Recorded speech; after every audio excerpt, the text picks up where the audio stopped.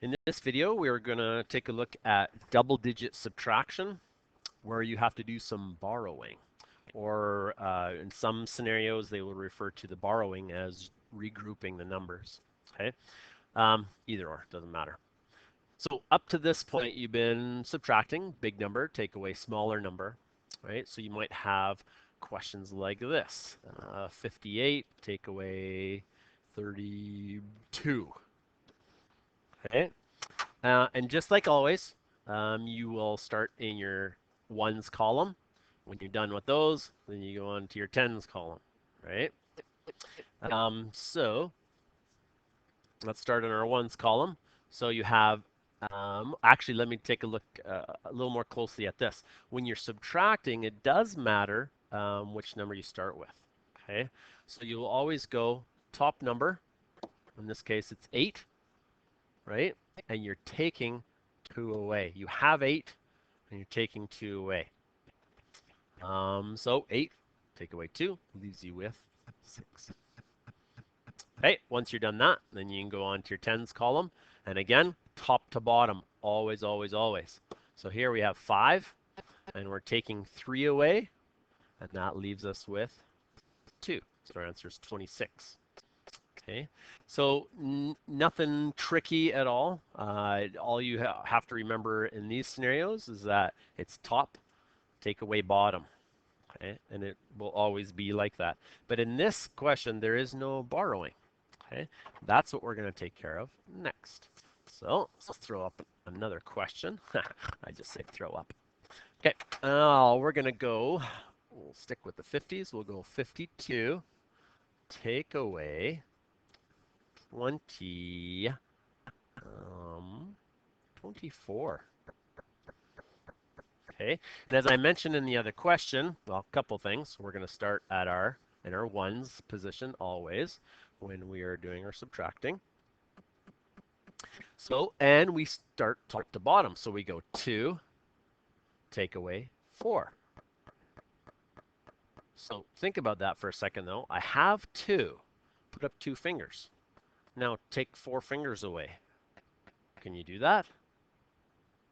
No, you can't because you only have 2. You have 2, but you need to take 4 away. Well, that doesn't quite work. So in this case, we're going to borrow, and you're going to borrow from your next door neighbor, right? So we're at the 2s. We need to do some borrowing, so we're going to borrow from our 5.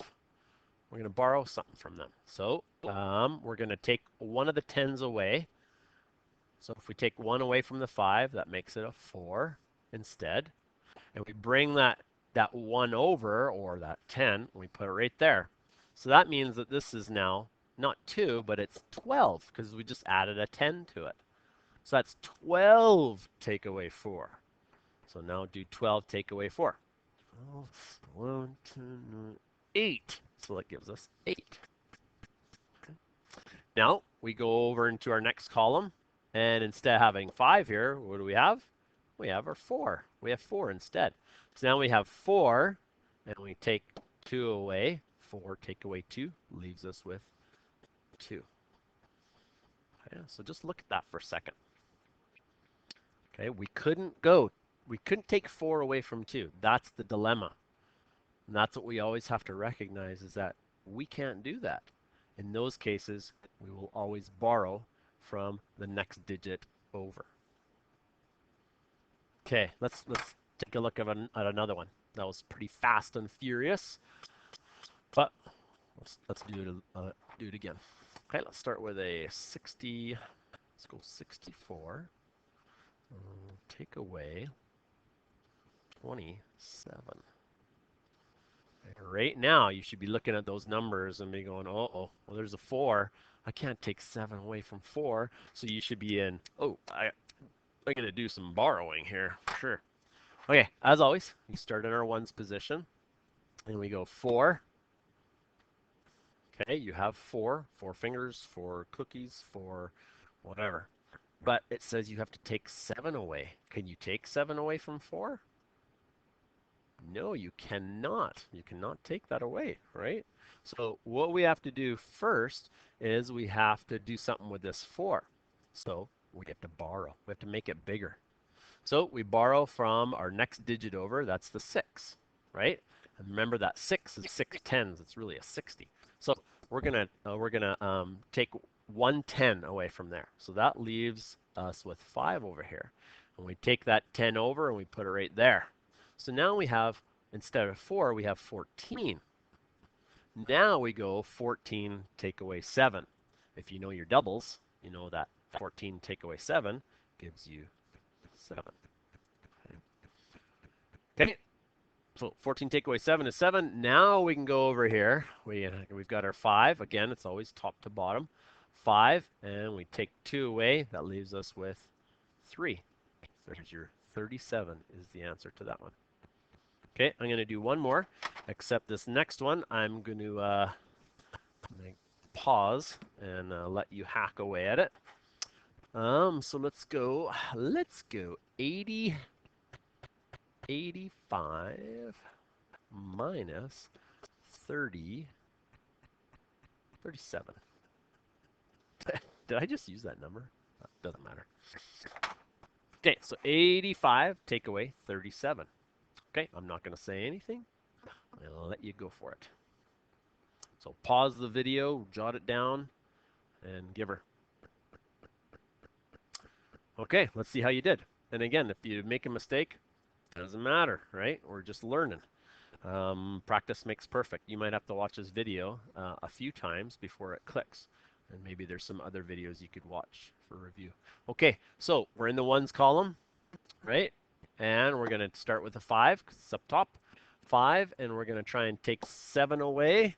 Well, if you have 5, can you take 7 away from 5? No, you can't. 7 is too big. So if I hold 5 fingers up and I try to take 7 away, right? I don't get very far, right? I can't take all 7 away. So before we take that 7 away, we've got to make that 5 bigger. So we borrow from the next digit over. That's the 8. It's in the tens position. We got to take one of the tens away. That leaves us with 7. And we put that 10 over here to make that 5 into 15. Now we go 15. Now we take 7 away from that. And I'm not going to waste your time here. That is 8. Okay, 15 take away 7 is 8. Now we can come over to our tens position. We have our 7. And we take 3 away from that. And that leaves us with 4. How did you do? Did you get it? Good. That's good. Okay. Now, just like with our addition, once you know how to do subtract when there's borrowing involved with 2 digits, you can do it with larger numbers as well. Okay, as long as you're clear on the process. So when you feel comfortable, I'll do a 3-digit one just to make it quick. So 523, and let's go 146. And I'll do it really quick. So we've got our ones position, tens position, and hundreds position. Okay. And as always, we start in our ones position. So we're going to go 3, take away 6. Oh, 6 is too dang big. So we got to do something with our 3.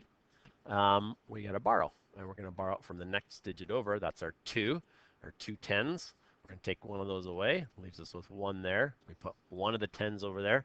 Now we've got 13. Take away 6. That gives us 7. But look at what we've got now. We've got 1, and we're going to try and take 4 away. Well, you can't take 4 away from 1. That's just crazy. Can't do that. So we got to borrow from our next digit over, which is actually the hundreds. We're going to take one of those away to make that a 400 instead. Okay, and bring that digit over. Now we've got 11. So 11 take away 4 gives you, 7. Look at that. Eh? And now we're in good shape to do our last 2 digits. Again, you're starting at the top. We've got 4. You take away 1, leaves you with 3. So, and we could go on and on and on. It doesn't matter how long that digit is, as long as you understand that idea of borrowing. Okay, and that's what we need to practice. All right, there you go, folks. Hopefully that was good.